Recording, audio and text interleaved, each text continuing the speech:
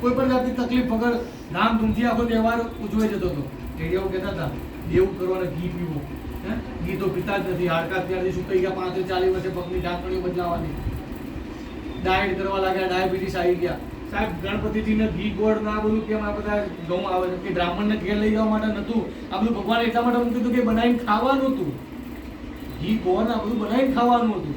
એટલે તો ભગવાનને મોદક મતલબ શું થાય? આનંદ. અને લાડુ ખાઓ અને આનંદ કરો. એના માટે ભગવાનની પૂજામાં બધું હોય છે. પણ આપણે આનો અર્થ સમજી જ નથી શકતા કઈ વસ્તુ છે એના માટે હોય છે.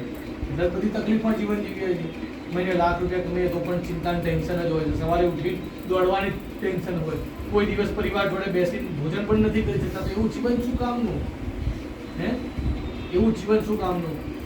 એક ભાઈ ભાડાના મકાનમાં રહેતો હોય, મોટો ભાઈ સદ્ધર હોય તો બહાર તકતીઓ અને બાકડાઓ મુકાવશે, મોટા ચૂંટણી ફંડો આપશે, રાજનીતિમાં હશે તો એ બધું શું કામનું? જ્યાં તમારા આડોશી પાડોશીને તમે મદદરૂપ નથી થઈ શકતા, એવો વૈભવ તમારો શું કામનો?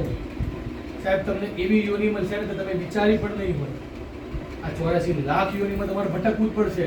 જો મોક્ષ જોતો હોય તો તમે મનુષ્ય બનીને રહો. બરોબર? આવનાર પેઢીને તમે શું આપવા માંગો છો ખાસ જોજો. બરોબર? તમારો મિત્ર કોણ હોવો જોઈએ એ પણ ખાસ જરૂરી છે. આ મહાભારત, બધા મહાકાવ્ય, રામાયણ મહાભારત નથી રચાયા. એમને તો ખબર જ હતી ભગવાન એટલે તો અવતાર લીધા, મનુષ્ય યોનીમાં આવ્યા. માનું શું મહત્વ છે?